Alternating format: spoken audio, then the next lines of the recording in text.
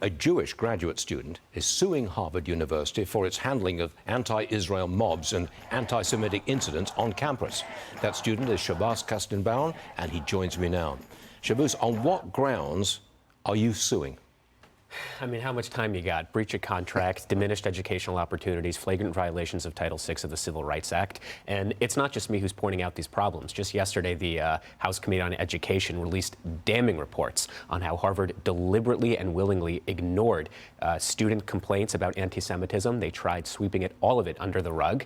We know for a fact that many of the anti-Semitic incidents and the students have not been punished, have not been disciplined. The president just agreed to negotiate with them in exchange for them packing up their anti-Semitic encampments. So it's a total chaos at Harvard. What redress are you looking for? Money or something else?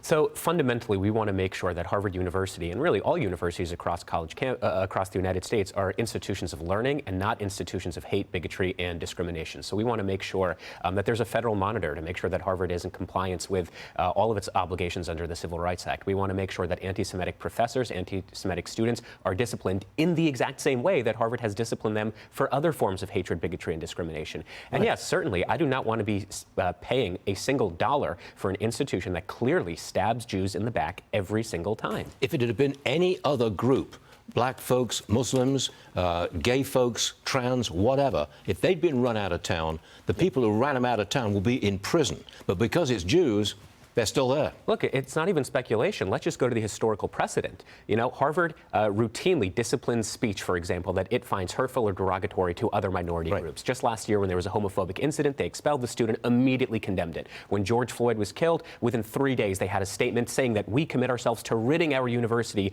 of systematic racism and institutional white supremacy. After the largest massacre of Jews since the Holocaust, what did Harvard say the next day? Nothing.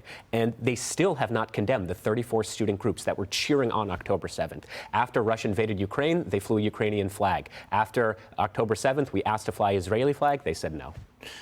Do you have any personal examples of anti-Semitic incidents involving you to your face? Of course. There was a staff member whose Twitter account is literally called the 9/11 guy, who challenged me to debate him as to whether Jews were involved in 9/11, then posted a video of him taunting me with a machete.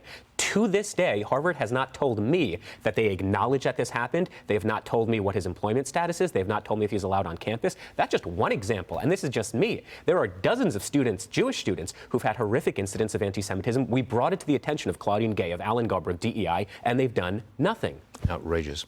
Shabbos Kestenbaum, thank you very much for joining us. Thank you. Come back soon. I want to see how you're doing. Absolutely. Yes, sir.